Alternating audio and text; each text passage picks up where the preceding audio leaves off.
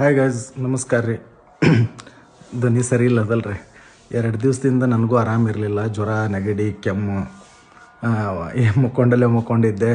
ತಲೆ ಚಿಟ್ಟು ಹಿಡಿದು ಬಿಟ್ಟೈತೆ. ಏನಪ್ಪ ಇದು ಅಂತಂದೇಳಿ ಹಂಗೆ ಏನೋ ಒಂದು ಕಂಟೆಂಟ್ ಹೊಳೀತು ನಿಮ್ಮ ಮುಂದೆ ಹಂಚ್ಕೋಬೇಕಂತಂದು ಹೇಳಿ ಇದೊಂದು ವಿಡಿಯೋ ಮಾಡತ್ತೀನಿ.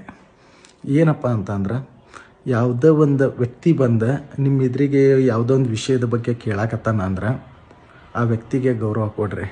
ಯಾಕಂದ್ರೆ ಆ ವ್ಯಕ್ತಿಗೆ ಗೊತ್ತೈತಿ, ಅವಂಗೂ ಸ್ವಲ್ಪ ಅದ್ರ ಬಗ್ಗೆ ನಾಲೆಜ್ ಐತಿ. ನಿಮ್ಮ ಕಡೆ ಕೇಳಕ್ಕೆ ಬಂದಿರ್ತಾನೆ ಅಷ್ಟೇ. ಇದನ್ನು ಒಂದು ಹಿಂಗೆ ಮಾಡ್ಬೇಕಂತ ಮಾಡೀನಿ, ಇಲ್ಲಾಂದ್ರೆ ಇದನ್ನು ಮಾಡಿದರೆ ಹೆಂಗೆ ಅಂತ ಕೇಳಕ್ಕೆ ಬಂದಾಗ ಆ ವ್ಯಕ್ತಿಗೆ ಸಜೆಷನ್ ಮಾಡಿರಿ.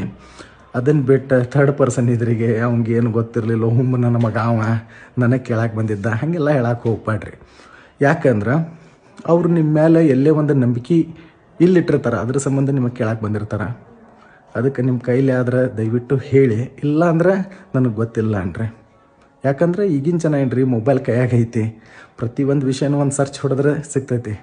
ಆದರೂ ನಿಮ್ಮನ್ನು ಕೇಳ್ತಾರೆ ಅಂದ್ರೆ ನಿಮ್ಮ ಮೇಲಿರೋ ನಂಬಿಕೆ, ವಿಶ್ವಾಸ, ದಯವಿಟ್ಟು ಆ ವಿಶ್ವಾಸಕ್ಕೆ ಅವ್ರಿಗೆ ಮೋಸ ಮಾಡೋಕ್ಕೆ ಹೋಗ್ಬೇಡ್ರಿ. ಹಿಂದಿಂದ ಮಾತಾಡ್ಬಿಟ್ಟು ಡೈರೆಕ್ಟ್ ಮಾತಾಡ್ರಿ ಅಷ್ಟೇ. Thank you all. ಆಮೇಲೆ ಇನ್ನೊಂದ್ರಪ್ಪ, ಇದು ನನ್ನ ಕಡೆ ಏನಾಗಿಲ್ಲ, ಜಸ್ಟ್ ಹಂಗೆ ಒಂದು ಕಂಟೆಂಟ್ ಹೊಳೈತೆ, ಅದ್ರ ಸಂಬಂಧ ಮಾಡೇನಷ್ಟೇ. ಮತ್ತು ಅಣ್ಣ ನಿನಗೆ ಯಾರು ಹಿಂಗೆ ಮಾಡ್ಯಾರು ಅಂತಂದೇಳಿ ಅನ್ನಕ್ಕೆ ಹೋಗ್ಬೇಡ್ರಿ. ನನಗೆ ಯಾರೂ ಇಲ್ಲ. ನಾ ಹಂಗೆ ಕೇಳೋಂಗಿದ್ರು ನಾನು ಬೇಕಾದವ್ರಿಗೆ ಕೇಳಿರ್ತೀವಿ, ಅವ್ರು ಕರೆಕ್ಟ್ ಸಜೆಷನ್ ಮಾಡ್ತಿರ್ತಾರೆ.